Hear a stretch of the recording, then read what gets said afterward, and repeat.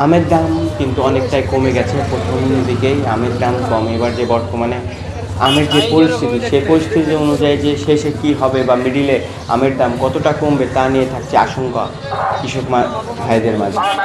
লিচুর দামও প্রথমেই এবার কম, সেই কম অনুযায়ী কিন্তু বিশাল বড় একটা আশঙ্কা থাকছে বাজার ধস নামার লিচুতে।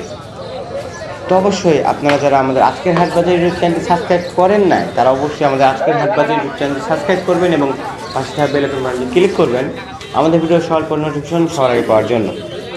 এবং বর্তমানে খড়খড়ি ব্যাপার কাঁচা বাজারে কিন্তু ভরপুর আম পাওয়া যাচ্ছে পাইকারি দরে। তো বর্তমানে কিন্তু গোপালভোগ আম যেটা, সেটা কিন্তু পাকা আম পাওয়া যাচ্ছে এবং পাশাপাশি খেরসা পাতাও পাওয়া যাচ্ছে। সেটা সাতক্ষীরার আম, বাইরেকার যে আমগুলা সেগুলা, রাজশাহীর আম এখনও সেভাবে উঠতে শুরু করে না এবং রাজশাহীর আমের অনুমতি এখনও হয় নাই পাড়ার।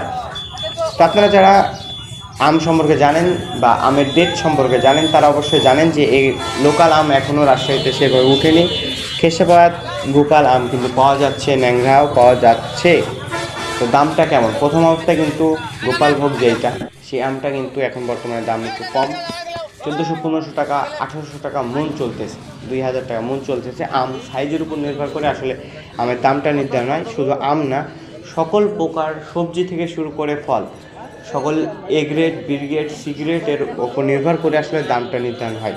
খেরসাপাত আম পাওয়া যাচ্ছে যেটা ছোটো সাইজ, সেটারও কিন্তু দাম কম, 2000 টাকা, 2200 টাকা, 2500 টাকা এবং তার চেয়ে কম। 50 টাকা কেজির উপরে এখনও আম পাওয়া যাচ্ছে না। 50 টাকা কেজি সর্বোচ্চ আমের দাম বর্তমানে। তো আপনারা যারা আম এবং লিচু আমাদের থেকে নিতে চান, তারা অবশ্যই আমাদের সাথে যোগাযোগ করবেন এবং আম, লিচু, পেয়ারা, ড্রাগন, মাল্টা ইত্যাদি যে কোনো ফল আমাদের সাথে নিতে চাইলে